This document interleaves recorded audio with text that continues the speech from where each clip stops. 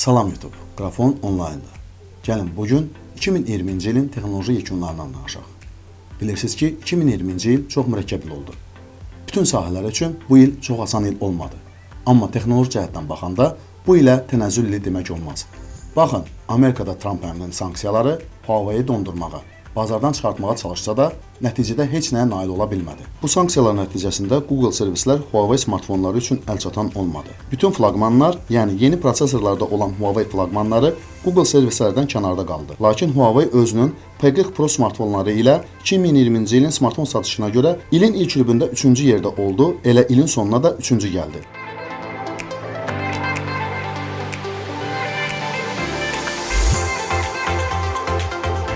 Bu sanksiyalar Huawei-in yeni mobil prosesorları ilə təchizatını dayandırdı. Qualcomm Amerika şirkəti olaraq Huawei-yə CPU satışını dayandırdı. TSMC Huawei sifarişlərini ilin 2-ci rübündə qəbul etsə də, sonda bu sifarişlərdən qaçdı.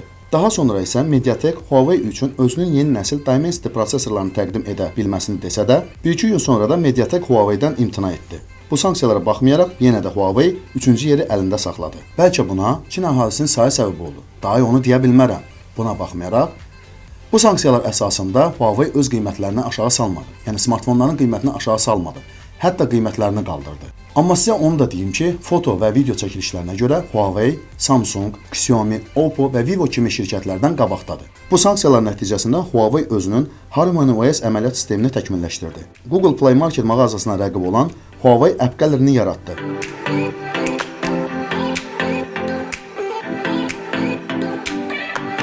Hamı Huawei-in tənəzzülünü gözləsə də bu baş vermədi. Huawei bu sanksiyalardan yarana biləcək geriləmələri, smartfonlar, ağıllı saatlar, fitness trackerlər və ən əsası 5G texnologiyasının dünyada quraşdırılması ilə örtbasdır etdi. Hətta Amerika Birləşmiş Ştatlarında belə 5G texnologiyasını Huawei quraşdırır. Zənnimcə, belə texnogigant üçün bu cür sanksiyalar çox günüz görsənir. Gəlin indi də Samsungdan danışaq. Samsung 2020-ci ilin əvvəlində hər il olduğu kimi özünün flaqmanlarını bazara təqdim etdi. İlk olaraq Galaxy S seriyalı smartfonların namingində dəyişikliklər elədi. Yəni əvvəllər S7, S8, S9 və S10 olan Galaxy-lər bu ildən nədənsə S20 namingi ilə əvəz olundu. 2019-cu ildə S10, S10y, S10 Plus versiyalarını bazara təqdim etdi. 2020-ci ildə isə artıq nisbətən kiçik həcmli S10y tipli smartfonlarını bazara təqdim etmədi. Bunun əvəzinə isə S20 və S20 Ultraları bazara təqdim etdi. Bu dəfə yeni tip fotomatrisadan 5 qat optik zoomdan istifadə etdi. Əvvəllər S10 Pluslarda keramikadan istifadə etmiş olsa da, bu dəfə Gorilla Glass 5-dən istifadə etdi.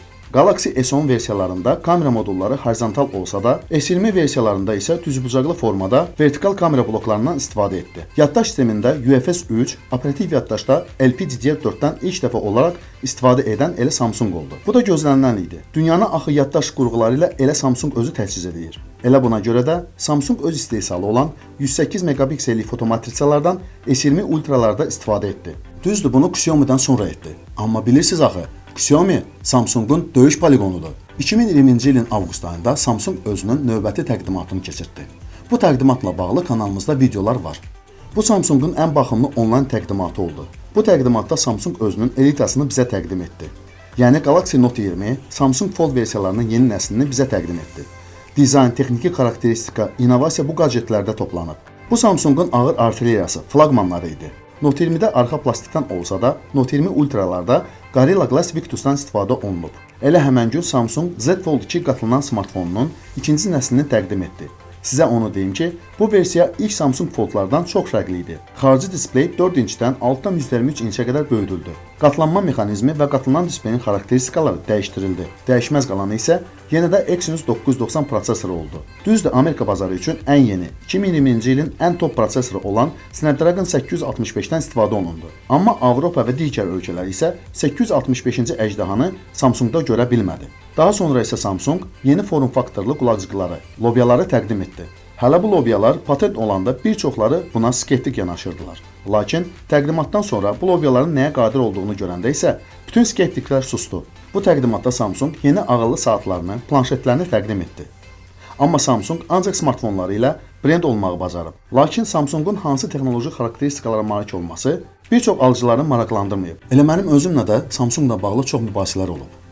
Mənim sübutlarım olsa da elə bir Samsung şaman olub, cəmaatın gözün bağlayıb. Amma mən bu insanlara başa sala bilmirəm ki, Avropa və 3-cü dərəcəli ölkələr üçün Samsungun bu kosmik qiymətləri əsassızdır. Yəni Exynos prosesorları hər zaman zəif olub. Amma 2020-ci ildə olan məlumatlara görə Samsung öz Exynos prosesorlarını AMD qrafikası ilə gücləndirəcək. 2021-ci ilin yanvarın 14-də Samsung özünün növbəti təqdimatını keçirəcək. Deyilənlərə görə bu təqdimatda Samsung Exynos 2100-ları təqdim edəcək. Amma bu məlumatlar da vardır ki, bu prosesorlar AMD ilə birlikdə işlənmiş Exynoslar olmayacaq. Buna insiderlər keçid prosesorları adını veriblər. Bir də sizə onu deyim ki, Samsung 2020-ci ilin texnoloji yekunlarına görə ikinci yerdədir. 2020-ci ilin texnoloji yekunlarına görə Apple birinci yerdədir. Apple hər zaman birinci yerdə olubdur. 2020-ci ilin əvvəllərində Apple özünün iPhone SE 2020-ni təqdim etdi. Təqdimat əla oldu. Hamı təriflədi. Bilirsiniz ki, SE versiyaları köhnə form faktorlarda olan yeni içlikli smartfonlar olur. iPhone SE-lər ilk olaraq iPhone 5 form faktorunda iPhone 6s içlikli smartfonlar idi. SE 2020 isə iPhone 6 form faktorlu, iPhone 8 xarakterli smartfonlar oldu. Bu smartfonlarda A13 Bionic prosesorlardan istifadə olunurdu. Sadəcə gözəl promotion. Amma deyərdim ki, bu smartfonlar 6s, 7 və 8-ci iPhone-lardan o qədər də populyarlıq qazana bilmədi. Apple artıq neçə illərdir smartfonun ön hissəsində ev düyməsindən imtina etsə də, SE 2020-də bu düyməni geri qaytardı. Daha sonra isə Apple özünün əməliyyat sistemlərini təqdim etdi. iOS 14 və macOS Big Sur. Bu əməliyyat sistemlərində yeniliklər az olsa da var. Kompüter əməliyyat sistemi isə Big Sur yeni naminglə təqdim olundu. Apple macOS Pantera'dan başlayaraq ancaq OS 10 namingindən istifadə edirdi. Adlarında dəyişikliklər olsa da bu sistemlər macOS 10 sisteminin versiyaları kimi təqdim olunurdu. Amma Big Sur əməliyyat sistemində numerasiya artıq macOS 11 kimi təqdim olundu. Qrafik cəhətdən mükəmməl işlənmiş bir əməliyyat sistemidir. Biraz özümü dartım da, Qrafon kanalının əsas kompüteri elə bu sistemdə işləyir. Yəni Big Sur'da necədir?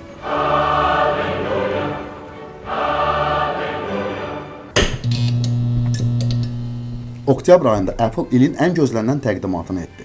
Covid-19 Apple qəzetlərinin istehsalına və təqdimat tarixinə təsir göstərdi. Apple özünün ən məşhur device'larını təqdim etdi.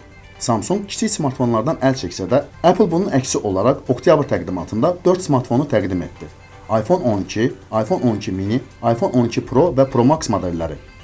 Bu smartfonların hamısı 5G texnologiyası ilə təqdim olundu. Samsungda isə S20 Ultra və Note 20 Ultralar 5G texnologiyası ilə çalışır.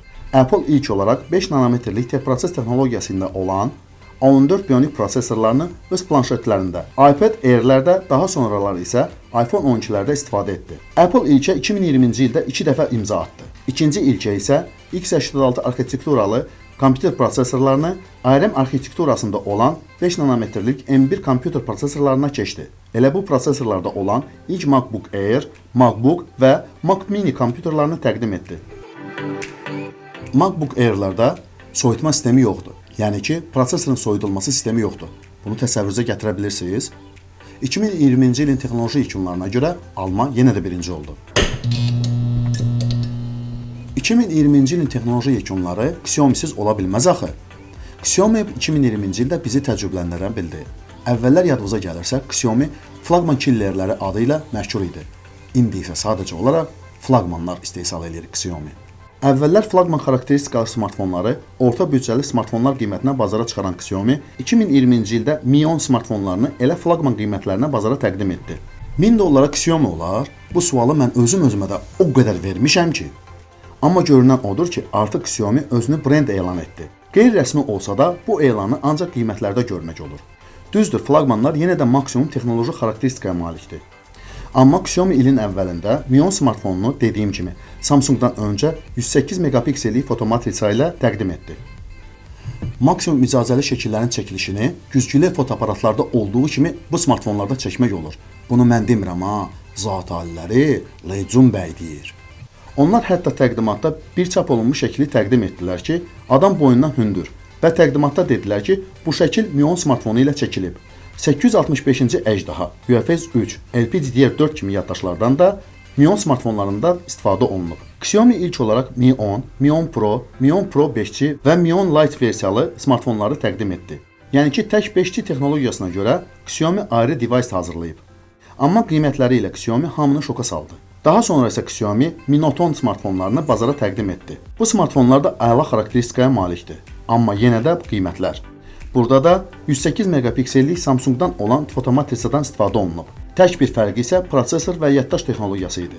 Prosesor Snapdragon 730G, yaddaşı isə UFS 2.0.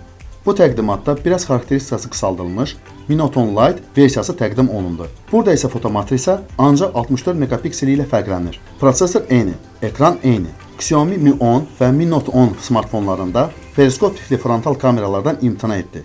Bilirsiniz ki, 2019-cu ildə bu tip frontal kameralar demək olar ki, brendə çevrilmişdi. Daha sonralar Xiaomi orta büdcəli smartfonları təqdim etdi. Burada isə Redmi flagman killer rolunu oynadı. Redmi K30 və K30 Pro 5G smartfonları bazara təqdim etdi. Burada da flagman prosesorlarından, innovativ yaddaş sistemlərindən istifadə etdi. Korpus materiallarından bir azca kəsdi. Fotomatrisanı 64 megapiksellik etdi və orta büdcəli, flagman xarakterli smartfonları bazara təqdim etdi. Amma bu smartfonlarda frontal kameralar periskop tipli qaldı. Daha sonra isə Redmi Note seriyalı smartfonlar təqdim edildi. Redmi Note 9, Note 9 Pro, Note 9S. Bunlar demək olar eyni xarakterli smartfonlardır. Sadəcə bunlar ayrı-ayrı olaraq Çin, Avropa, Amerika bazarları üçün nəzərdə tutulmuş smartfonlar idi. Onu da deyim ki, Xiaomi Redmi Note-ların hesabına 2020-ci ilin texnoloji yekunlarına görə Huawei ilə 3-cü yer üstündə mübarizə aparır.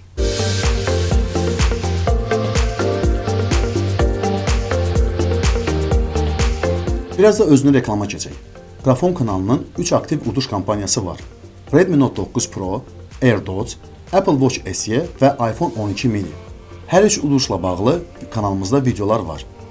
Kanalımıza abunə olmaqla, Instagram səhifəmizə abunə olmaqla və uduşlar olan videoların altında like edib, komment yazmaqla sizə yuxarıda dediyim gadjetlərə sahib ola bilərsiniz. Daha doğrusu qazana bilərsiniz.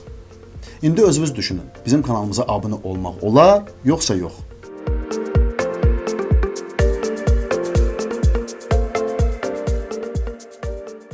...2020-ci il texnoloji cəhətdən çox zəngin oldu. Nvidia özünün RTX 3000-ci seriyasını Microsoft, Xbox X, Sony 4 ildən sonra nəhayət ki, PlayStation 5-i və hətta KFC belə özünün oyun konsolunu təqdim etdi. Deyərdim ki, texnologiya heç vaxt bu qədər inkişaf etməmişdi. Bu inkişaf hələ də dayanmaq bilmir. Zənnimcə gələcəkdə bizi qoloqrafik gadjetlər gözləyir. Lap ulduz müharibələrində olduğu kimi. Gələcəyə olan ismarıcla bu videonu sona çatdırıram. Bu videonu like etməyi, kanalımıza abunə olmağı unutmayın. Bizim Facebook, Instagram, Telegram və Twitter səhifələrimizə abunə olmağı da yaddan çıxartmayın.